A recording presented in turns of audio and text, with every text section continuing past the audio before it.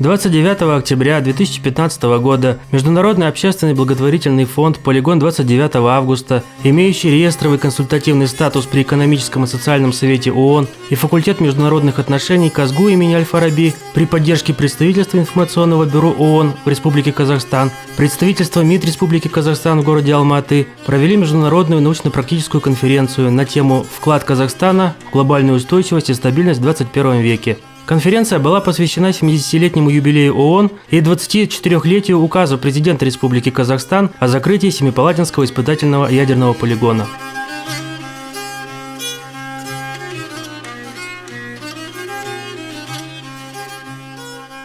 Казахский национальный университет имени Аль-Фараби является глобальным хабом по устойчивому развитию инициативы Организации Объединенных Наций «Академик Импакт» и проводит активную деятельность, направленную на поддержку 10 всемирно признанных принципов ООН, касающихся прав человека, устойчивого развития и разрешения конфликтов.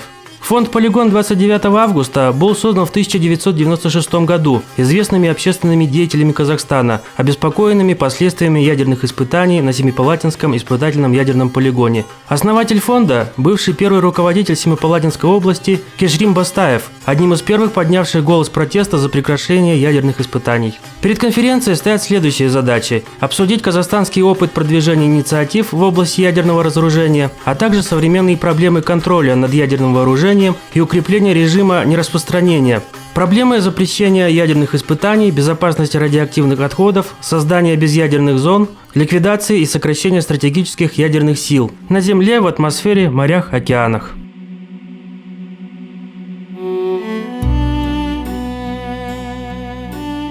Народ и правительство Казахстана смогли многого добиться в областях, которые нам предстоит обсуждать. Я уверен, что им есть что сказать, поделиться накопленным опытом и достижениями. Ваш форум проходит в очень сложное время. Повышение напряженности на мировой арене, эскалация терроризма, этнических и религиозных конфликтов, возрождение национализма и систематическое нарушение прав человека грозят вытеснить проблему устойчивого развития. Только что состоявшаяся на Генеральной Ассамблее ООН дискуссия и двухсторонние встречи на ее полях внушают осторожные надежды на постепенное изменение этой опасной тенденции. Сегодня мы все являемся свидетелями того, что политика отстает от происходящих в мире процессов. В этом главная причина кризиса, с которым мы сталкиваемся во всех сферах. Поэтому нам нужен диалог, основанный на понимании общности нашей судьбы и общей уязвимости для новых угроз. Для достижения успеха миру понадобится истинное политическое лидерство, пророческое видение будущего и мужество, равно как и обновленная архитектура многостороннего управления, пригодная для решения взаимосвязанных проблем 21 века и отражающая его реалии.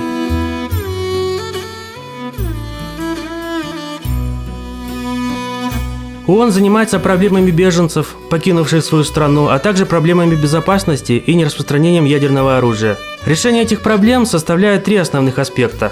Первое – это роль ООН в мире. Второе – роль таких стран, как Казахстан. Третье – роль неправительственных организаций.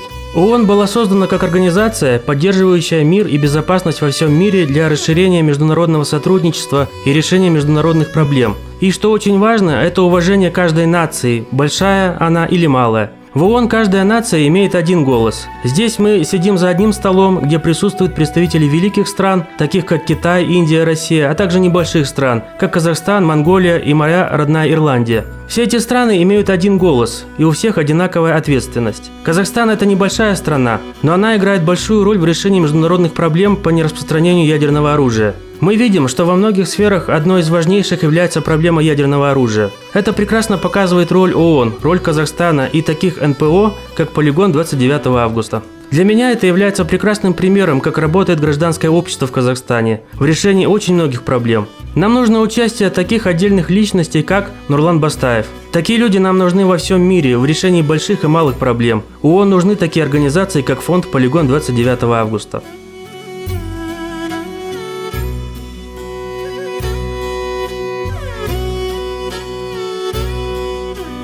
70 лет спустя, с момента своего создания, Организация Объединенных Наций по-прежнему играет роль маяка для всего человечества. Изо дня в день Организация Объединенных Наций обеспечивает пропитание для голодающих и кровь для тех, кому пришлось покинуть свои дома. Усилиями Организации Объединенных Наций проводится вакцинация детей. Организация Объединенных Наций состоит на защите прав человека для всех людей, независимо от их расы, вероисповедания, национальной принадлежности. Организация Объединенных Наций ведет свою работу в интересах всей человеческой семьи, численностью 7 миллиардов человек. Весьма немаловажную роль в претворении в жизнь Устава Организации Объединенных Наций играет ее персонал. Мир сталкивается с многочисленными кризисами и ограниченностью возможностей коллективных международных действий. Тем не менее, ни одна страна или организация не в состоянии решать нынешние проблемы в одиночку. Неустаревающие принципы Устава Организации Объединенных Наций должны и впредь служить нам путеводной звездой. Наш общий долг состоит в том, чтобы объединить наши силы во имя служения тем, кто стоит за наименованием «Мы – народы».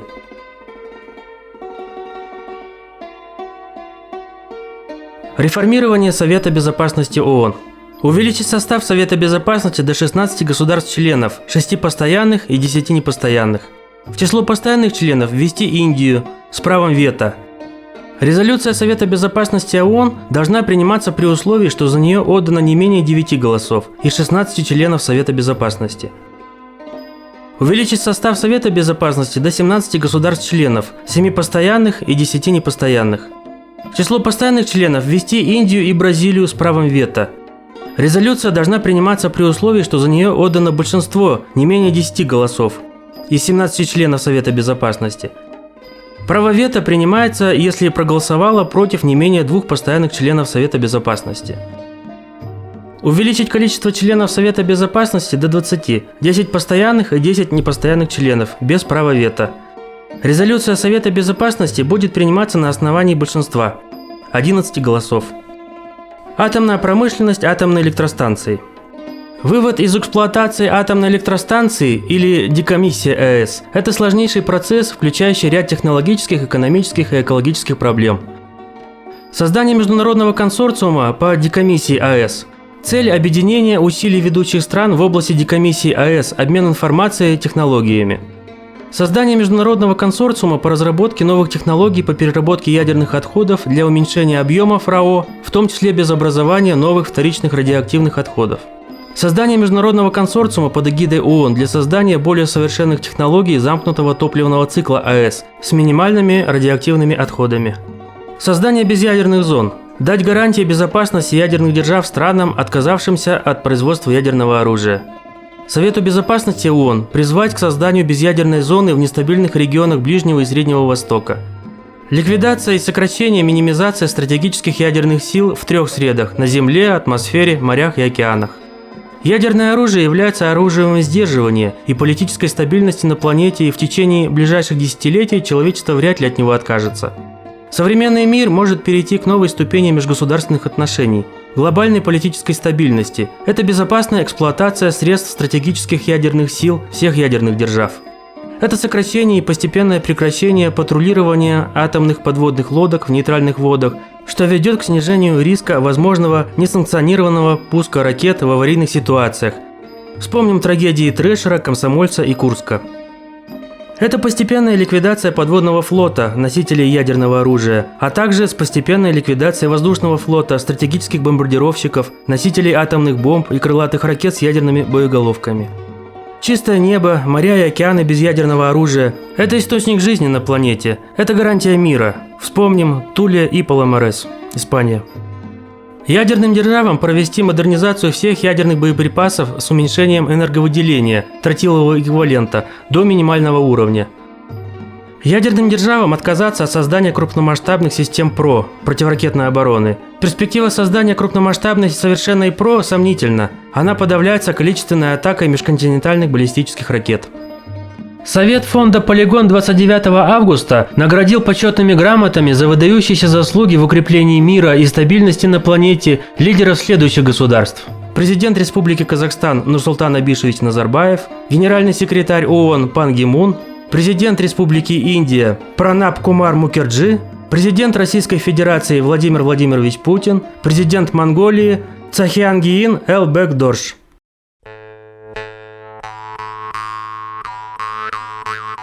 Народ Казахстана под руководством президента Нурсултана Назарбаева прошел особый путь развития. Это образование независимого, суверенного Казахстана. Казахстан внес свой большой вклад в развитие азиатского сотрудничества, а также в развитие дружественных отношений с сопредельными странами. и сохранения мира во всем мире. Казахстан является инициатором создания секретариата совещания по взаимодействию и мерам доверия в Азии. Данная организация создана как механизм для безопасного и гармоничного развития и сотрудничества стран Азии. Казахстан инициировал в 2006 году создание безъядерной зоны в Центральной Азии – Казахстан, Узбекистан, Кыргызстан, Таджикистан и Туркменистан. Также добровольно отказался от 4-го в мире ядерного потенциала. После получения независимости внес большой вклад в нераспространение ядерного оружия, закрыл Семипалатинский ядерный полигон. Казахстан участвует во всех проектах ООН и имеет 16 различных структур и подразделений ООН. Также занимается улучшением благосостояния общества, борьбой с бедностью, защищает права женщин и детей. Эти достижения заслуживают внимания мирового сообщества. В 1995 году в Казахстане была создана Ассамблея народов Казахстана, играющая большую роль в достижении национального согласия и стабильности в многонациональном государстве. В 2003 году Казахстан провел съезд лидеров мировых религий, способствующий толерантности и взаимопониманию различных конфессий и народов. Наша сегодняшняя конференция проходит в непростое время, отмеченное глобальным экономическим кризисом, ростом политического недоверия, активизацией международного терроризма. Вместе с тем в эти дни во всем мире празднуют 70-летие образования Организации Объединенных Наций, главного международного института, способствующего устойчивому развитию человечества, сохранению мира и безопасности на планете. Больше 20 лет прошло с тех пор, как перестал существовать Советский Союз и было официально объявлено об окончании Холодной войны. За это время мир не стал безопаснее. Казахстан выступает с миролюбивыми инициативами. Это и закрытие Семипалатинского ядерного полигона, и отказ от 4-го в мире ядерного арсенала, и созыв совещания по взаимодействию и мерам доверия в Азии, и создание зон, свободных от ядерного оружия, и многое другое.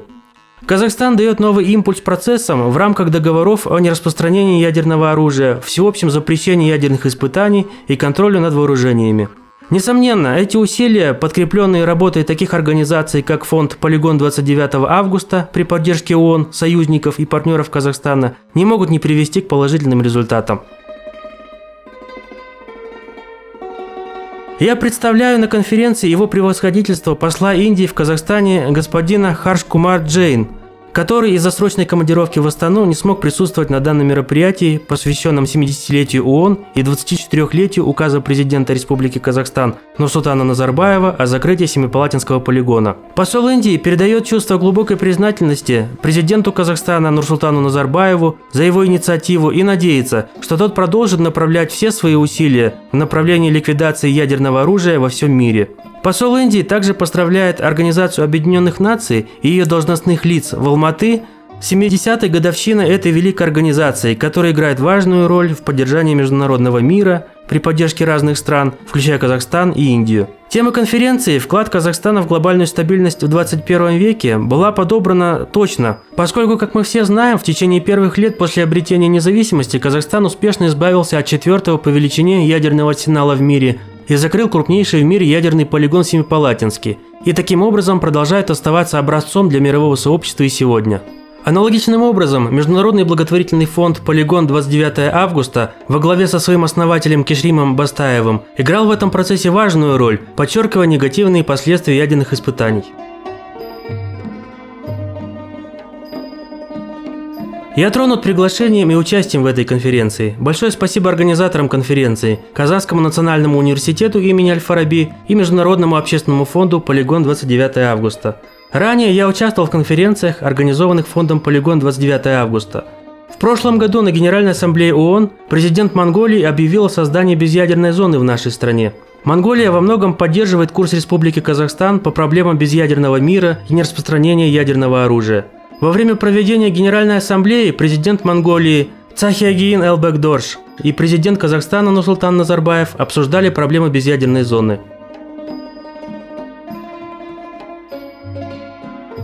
Исполнительный директор секретариата совещания по взаимодействию и мерам доверия в Азии, посол Гун Цянь Уэй, передал приветствие всем участникам этой конференции. Совещание по взаимодействию и мерам доверия в Азии является международным форумом по укреплению сотрудничества, направленного на обеспечение мира, безопасности и стабильности в Азии. На сегодняшний день СВМДА объединяет 26 государств-членов, 8 государств-наблюдателей и 4 международные организации. За эти годы государства-члены совещания проделали большую работу по развитию деятельности СВМДА. Одним из особо важных является принятие концепции мер доверия в военно-политической сфере.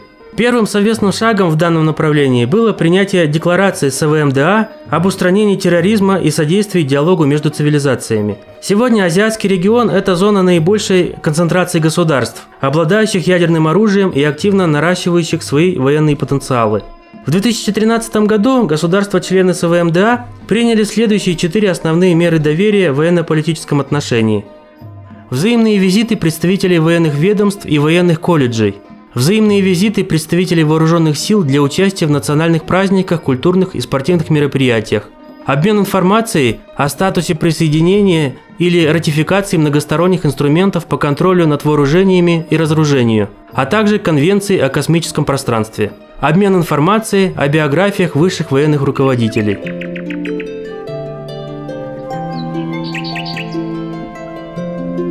Экологическая общественность выступает против строительства новых атомных электростанций, в том числе возобновления строительства Татарской АЭС. Это неблагоприятные факторы для АЭС, радиоактивные отходы. Это угроза проведения терактов с разрушением АЭС. На АЭС вырабатывается самая дорогая электроэнергия. Альтернатива для АЭС есть. Это и энергосберегающие технологии, это и возобновляемые источники энергии. Проблемы, порождаемые ядерной промышленностью, в основном это радиоактивные отходы. Обострилась проблема с захоронением этих отходов. Отметим, в настоящее время не существует технологий, обеспечивающих безопасность длительного захоронения отходов. Экологическая общественность за закрытие хранилища радиоактивных отходов. Ранее это производство называлось комбинат «Радон», Высокогорский район, Татарстан. Также против строительства международного хранилища радиоактивных отходов в Железногорске, Красноярский край. Общественность считает, трансграничное перемещение радиоактивных отходов должно быть прекращено. Отказ от захоронения жидких радиоактивных отходов в недра, в геологические горизонты. Отказ от переработки ядерных отходов, так как в результате их переработки образуются новые радиоактивные отходы. Экологическая общественность выступает против использования технологий радиационного облучения сельхозпродукции, а также против использования в России технологий холодной электронной пастеризации облучения продуктов.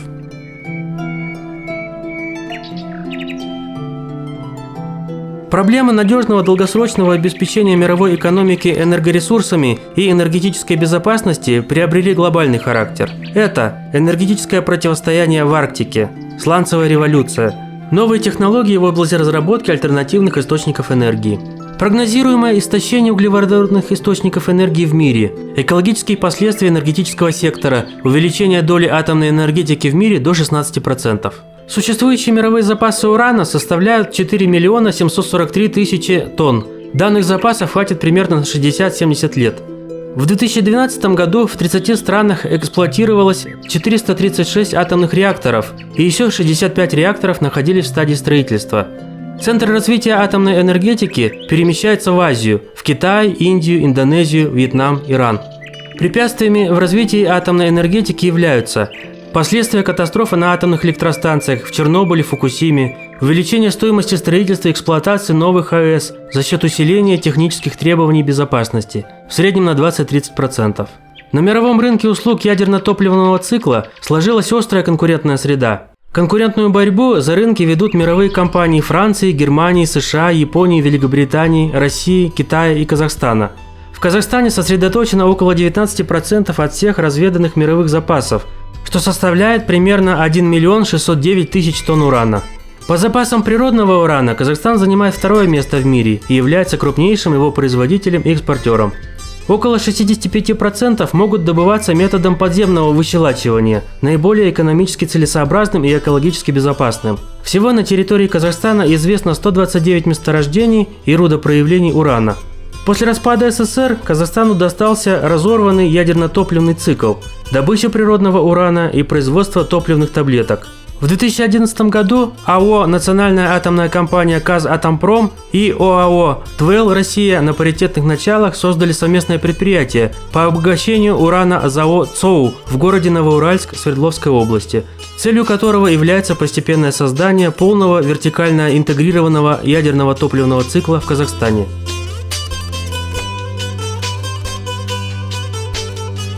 Это закрытие Семипалатинского испытательного ядерного полигона, вывод всех ядерных боеголовок с территории Казахстана, постановка всех ядерных объектов республики под гарантией МАГАТЭ. конверсия инфраструктуры бывших испытательных полигонов, модернизация сейсмических станций, расположенных на территории Республики Казахстан, и включенных в глобальную мониторинговую сеть. В 2002 году Казахстан стал членом группы ядерных поставщиков ГЯП. Целью нашего участия является активизация мер по борьбе с терроризмом, противодействию распространению оружия массового уничтожения, усиление контроля над использованием и перемещением ядерных материалов. Важная роль в международных усилиях по противодействию терроризму принадлежит глобальной инициативе по борьбе с актами ядерного терроризма. Казахстан выступает за наращивание усилий всех государств по противодействию этой угрозе при центральной координирующей роли ООН. В 2012 году на международной антиядерной конференции в Астане была выдвинута инициатива «Атом» Abolish Testing Our Mission, идея которой заключается в организации международной кампании, нацеленной на обеспечение доступной информации о последствиях и угрозах ядерных испытаний. Важным шагом в деле укрепления режима нераспространения стало подписание 6 мая 2014 года в штаб-квартире ООН в Нью-Йорке ядерными державами протокола к договору о создании зоны, свободной от ядерного оружия, в Центральной Азии. 5 ядерных держав дали гарантии не применять ядерное оружие против 5 участников договора. В августе 2015 года Казахстан подписал соглашение с МАГАТЭ о создании Международного банка ядерного топлива. Здесь будут хранить низкообогащенный уран, как топливо для работы атомных электростанций 150 государств Международного агентства по атомной энергии. Это снизит риск распространения ядерных технологий ядерного терроризма.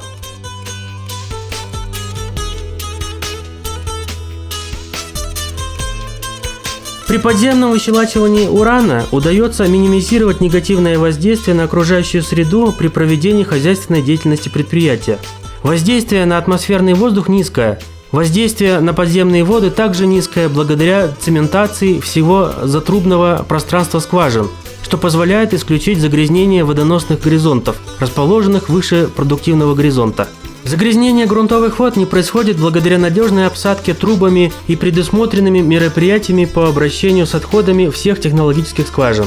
Максимальное воздействие на почву и грунты оказывается земляными работами при сооружении зумпов, мест сбора шламов, осветителей технической воды. Ожидается, что после рекультивации горных выработок почва восстановится через 2-3 года, поэтому воздействие среднее. Воздействие на недра незначительное благодаря применяемым мерам по изоляции всех водоносных горизонтов и проницаемых пластов, по исключению возможности смешения их вод благодаря герметичности всех колонн и надежной их цементации. Созданная система обращения с технологическими отходами позволяет минимизировать их воздействие на окружающую среду. Коммунальные и промышленные нерадиоактивные отходы сортируются. Одна часть направляется на регенерацию и переработку, остальные на захоронение.